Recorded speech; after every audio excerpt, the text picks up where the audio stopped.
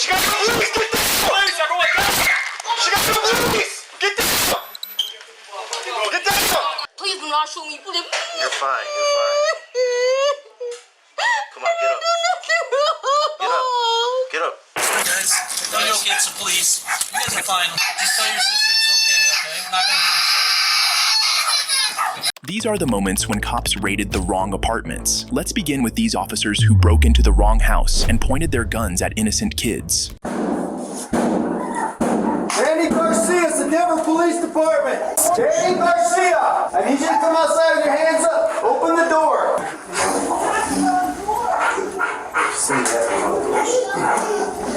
Open the door.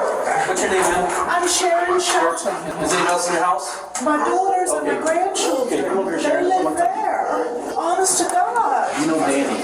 Where's No, I don't know Danny him. Garcia? No. You don't know him at all? No, they live there. Honest to God. The grandmother and her daughter had already stepped outside and told the officers they had the wrong apartment, but the cops ignored them and went ahead anyway, terrifying the innocent children still inside.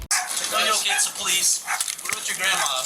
You guys are fine, okay? We just want to make sure you're okay. You guys can play right here, all right? I'm gonna get your grandma. No, we're not gonna hurt you. Get grandma. No, grandma's coming back. Hey, we're with the police. It's okay. Just tell your sister it's okay? We're not gonna hurt you.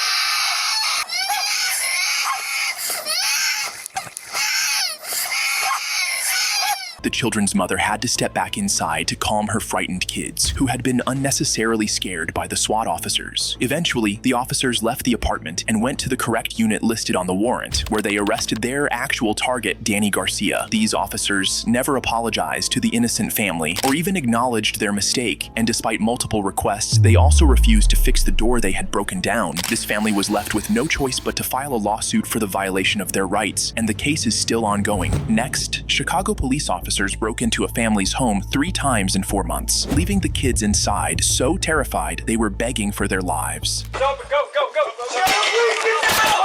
call my uncle just left? Please do not shoot me. Please. You're fine. You're fine. Come on, get up.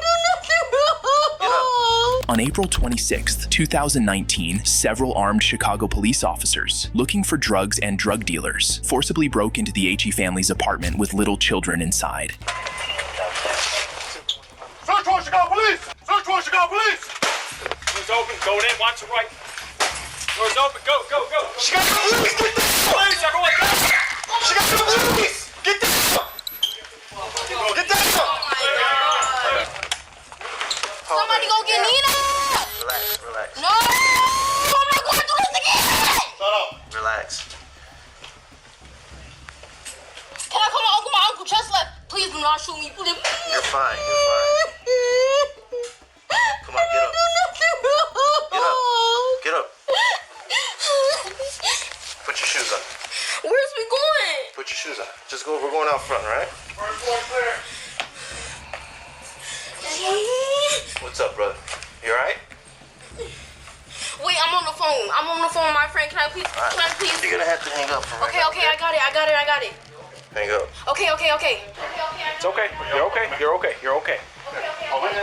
This wasn't the first time those officers had stormed the Archie family's apartment. As one of the children had correctly recalled, the officers had also raided the home back in February of that same year. These repeated raids made no sense, as this apartment belonged to 38-year-old Crystal Archie, a single mother of 3 who works 3 jobs, had no history of drugs, weapons, or any criminal activity. And to make matters worse, she wasn't even home during this particular raid, leaving her young children, ages 14, 11, and 7, to face these officers who were literally pointing rifles at them. The officers went on to search the entire apartment and, unsurprisingly, found nothing. But instead of apologizing and leaving, they stayed and began questioning the kids, who were minors, without a parent or guardian present. All right, you're fine. Come on, guys. Bro, Hey, just tell us. Do you know where the stuff's at? Because if you can tell us that, then we're out of here. What is y'all talking about? Who else is here? Nobody's here? Just you 3? No, my uncle just left. He just left? Yes. Okay. Where'd he go? He has to go to work. Okay. Can I please call my uncle? What's your uncle's name? Dominic. What's his last name? Archie. Archie? Yes. Okay. What's his nickname? He doesn't have a nickname. You don't have a nickname? Can y'all tell me what y'all looking for? Any drugs? You know of any drugs that he sells? My uncle? Archie? Yeah. No. Y'all looking for him? Hammond, drugs? Whatever he has in here. My uncle? He doesn't even live here. He doesn't live here? Who lives here? Who lives here? My mom, me, and, well, us. What's your mom's name? Crystal Archie. Okay. Did y'all just break that door again? Yeah. Probably. This happened before, right? Yeah, she was here. So you know exactly what we're talking about. Yes, y'all talking about weed, cocaine, anything. Yeah. So we stopped selling out of here? We stopped keeping it here? Who? Whoever keeps it here? We never had it. If not your uncle, the guys that live upstairs? The guys that live upstairs? They haven't even been down here anymore. No? They haven't been down here no more? Your mom don't let them down here? Huh? Your mom don't let them down here no more? Yeah, she do. Like, she let me and them down here, but, like, that's it. Only Nina. But I still don't know why y'all keep down. Okay, I'm done. The officers were asking for nicknames because the person they were looking for in their search warrant went by names like Lord Peanut or Lord T, when it became clear that no one with those names lived there. The officers turned off their body cam and continued searching the apartment for over 40 minutes before finally leaving. Just a month later, in May, officers from the same department stormed into the same apartment and raided the same family again, making it the third time in about 4 months. This led Crystal Archie, the mother, to file a lawsuit against the police department, and the case is still ongoing. Next, Chicago police forcibly entered this family's home, leaving them all traumatized. Chicago Police, third ward!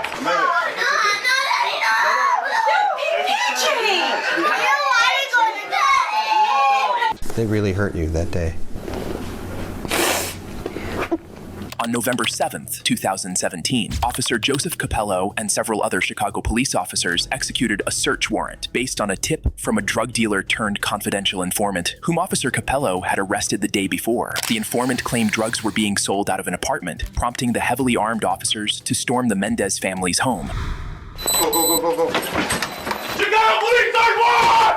Chicago Police, third ward! Get on the ground! Get on the ground! Get on the ground! Get on the ground! Get on the ground! Get on the fucking ground! Put your hands behind your back, buddy.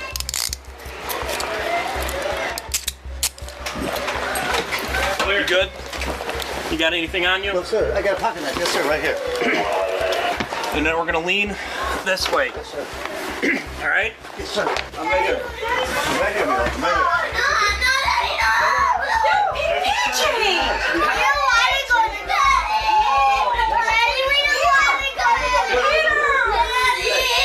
Relax, guys. Yeah, I saw SWAT right there. I was wondering what's going on. I'm sorry. I'm sorry.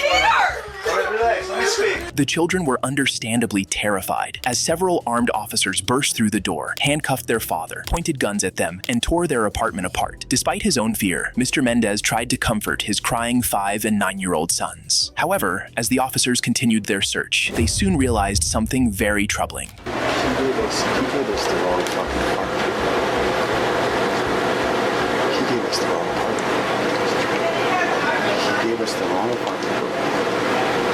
He said up the stairs, and it's the first one right there. He gave us the wrong apartment. Once they realized they'd hit the wrong apartment, you'd think they'd stop, but instead, they kept tearing the place apart, left Mr. Mendez in handcuffs, and never even admitted their mistake. Fed up, Mrs. Mendez finally objected to these officers' unreasonable actions. So how do we find out, like, how did this ever happen? Me and my husband have That's never why been in you're trouble gonna get a with the copy of the police. search warrant. Okay. Okay? Is that because somebody And I got- called? No. The only reason why I'm asking is Here, because why don't you just take a seat and just relax? we've been having trouble. The only reason I put you in handcuffs is just to detain you. You're not under arrest, okay? Just so you know. Right. Because we've been having problems with the people downstairs, so I don't understand, like, our door getting kicked in and all this kind of stuff. We've never been in trouble with the law. Well, I can tell you, you're not the person we're looking for. Okay. Well, that's all. But you kick down doors of people that you're not sure if happens. they're It happens. that you're scaring my kids. Well, a judge signed off on this, okay? Said that we can do this. So yes, And unfortunately, it has that our does. name on it. It does happen. It has this address on it.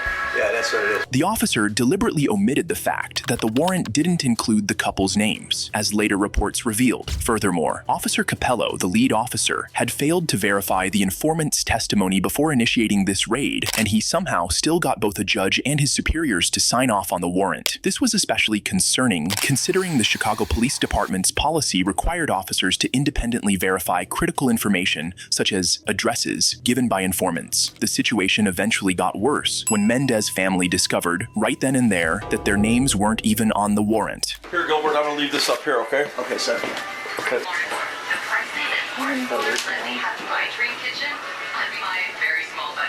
Curtis Roberts, they live upstairs. They live upstairs. Why don't you just... All right, baby. The guy got the phone. That's the couple upstairs. He's on house arrest and all this other kind of bullshit. No, I'm keeping this. I'm keeping this. You keep it. Like I told you, that's what it was for. No, Curtis Roberts lives upstairs. Okay, the information we got said he lived on the second floor. Okay? We got wrong information. The officers never apologized. Instead, they carried on searching for over 30 minutes, finding nothing, and then left without a word of remorse. To make matters worse, they never even checked upstairs, where the actual suspect was reportedly hiding. The entire ordeal caused significant emotional distress to the family, especially the children, as was clear in the interview they gave afterward. Just the saddest moment. They really hurt you that day. The officers escaped any immediate consequences, and it wasn't until 5 years later, after a probe by the Civilian Office of Police Accountability, that a 30-day suspension was recommended. The Mendez family also filed a federal lawsuit detailing the trauma they'd endured, and 8 years after the raid, their civil trial finally kicked off in April 2025. Next up, this officer wrongfully raided the home of a U.S. Air Force serviceman and straight up shot the soldier.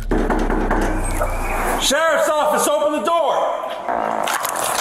On May 3rd, 2024, a deputy from the Okaloosa County Sheriff's Office responded to a disturbance call at a residential complex in Fort Walton Beach, Florida. When he arrived, all he had to go on was the complaint, so he approached a woman in the complex who told him she had heard yelling, curses, and what sounded like a slap coming from apartment 1401 2 weeks ago. However, she stated she wasn't entirely sure it was that specific apartment, and considering the incident had happened 2 weeks prior, the officer's decision to head to that apartment seemed like a bad idea. The apartment was home to 23-year-old Roger Fortson, a U.S. Air Force serviceman who was alone and armed at the time, setting the stage for a very dangerous encounter. Sheriff's office, open the door!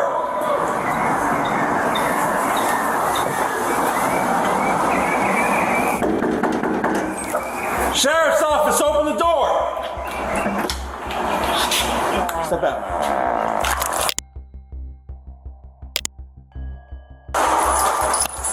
Drop the gun! Drop the gun!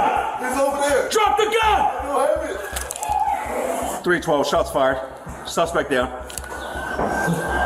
Do not move! 312, get EMS my location. This clumsy officer, later identified as 38-year-old Eddie Duran, opened fire and shot Airman Roger, who was holding his gun with the barrel pointed down, over 6 times in the chest, leading to his death at the hospital. And here's where things got crazy. Serviceman Roger had looked through his peephole when the officer first knocked but saw no one. After hearing a second knock, he retrieved his legally owned firearm to protect himself, thinking it might be an intruder. At no point did he raise the weapon or make any threatening move, yet he was gunned down almost instantly, and it even turned out to be the wrong apartment. The police department ruled Duran's use of force objectively unreasonable and fired him. Duran is now facing a manslaughter charge in the ongoing case. Meanwhile, the neighbor whose false report essentially swatted Fortson has faced no legal consequences. Up next, a homeowner captured police unlawfully breaking into her home with her doorbell camera, and she didn't hesitate to put them in their place. Hello? Incredibly upset. Ma'am, it was an accident. And I understand that, but look what you did. It wasn't it's not a big deal. On July 28, 2022, Pasco County Sheriff's deputies were sent to carry out an eviction at a Florida home where they had previously delivered eviction papers 3 times. Despite having visited the correct home multiple times, the deputies went to the wrong house this time. Without double-checking the address and with no homeowners present, they began drilling through the front door lock to enforce the eviction. Hello? Hold on a second. We're here to finalize the eviction. It was posted a week ago. It was posted last week. On my house? Yes, ma'am. I'm pulling up on my bills. My dogs are inside here. What is your name? My name is Jennifer, and that is my house. Jennifer, what's your last name, Jennifer? Jennifer, what's your last name, Jennifer? Hey. Is this 4-7 or 4-3? W-O-O-V-A-R-D. Oh, shit. Oh, damn, I think it's that one, isn't it? Is this 4-7? Yeah, I think. This is 4-7. This is 4-3. Huh? This is 4-3. Shit. We're gonna have to fix her lock, change her lock. Hey, we do apologize. We have the wrong house. It's the next door neighbors. What we're gonna have to do is they're gonna have to repair their locks. I don't know how. No, we're not going in. We're not going in. Hey, real quick, what's your phone number? Let me call you. What's your phone number? I'm at my mom's house. I will be there in 15 minutes. The homeowner was super upset, and she raced over from her mother's house to confront these incompetent deputies who tried to break down her door. Hey, how you doing? Hey, so it was an accident. I understand it was an accident. Whose responsibility is it to read those numbers? It was all of ours. Okay. And what company are you from? Invitation Homes. And what company is that? Is that HOA? Is that a mortgage company? It's a renter company. Okay. Do you have a card? I don't have a card. Okay. We're replacing the lock now, so we're going to get you a new lock. We didn't touch the bottom. I need multiple keys because I need keys for every single person that needs to have a key. I don't know how many it comes with, but... So we need at least 5. 5 keys? So let's make it 7. Okay. Because my husband likes to have extra stuff. Okay. Do you hear that? There's 3 dogs in there that I can't get to. Mm-hmm. Do you understand? Who do I need to take this up with? I am shaking right now because I am so incredibly upset. Ma'am, it was an accident. And I understand that, but look what you did. It wasn't it's not a big deal. It's not a big deal. My dogs are inside. Okay. We didn't go in. If it weren't for her Ring doorbell feature, Jennifer and her family could have come home to all their belongings on the curb and their 3 dogs in an animal shelter, and she was certainly not about to let those deputies walk away without giving them a piece of her mind. We're replacing it. He's going to replace the lock. It's for the wrong house. You got your video running? Run it. I want something. What do you mean you want something? I don't know what that means. I want an apology. We're offering a huge apology. I'm sorry, man. I think you did mess up that lock. I did it. All right. Yeah. Eventually, a locksmith was called to replace the new locks with ones that matched the original keys. Jennifer decided not to press charges, and the deputies even came back to apologize again, this time bringing lunch and gift cards, a gesture that felt more like a legal bribe. Next, police broke into the home of a 98-year-old woman, leading to her death. Don't you touch any of that stuff. This is my house, you asshole. We'll be out of here pretty quick. Get out of my house. On August 11th, 2022, Marion police officers, along with a few sheriff's deputies, broke into the home of 98-year-old Joan Meyer, the co-owner of the local newspaper, the Marion County Record, to execute a search warrant based on accusations of identity theft and unlawful use of a computer. Meyer, right? Yes. Calling Eric Meyer. Don't you touch any of that stuff. Ma'am, you're wasting your breath. This is my house. I know. You're wasting your breath. Ma'am, please get out of here. You asshole. We'll be out of here pretty quick. Get them out of here. They're here. Your mother loved you. You love your mother. You're an asshole. Police chief. You're the chief. Oh, God. Get out of my house. You're pet patrol. Get out. Stand outside. You can stand outside that door and still see it. I don't want you in my house. I don't want you if you do not. What's he doing over there going through the papers?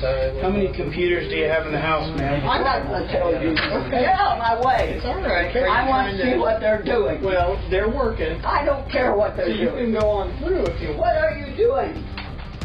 Those are personal papers. Ma'am, those aren't papers, they're electronic devices, which is what the judge said that we're supposed to take.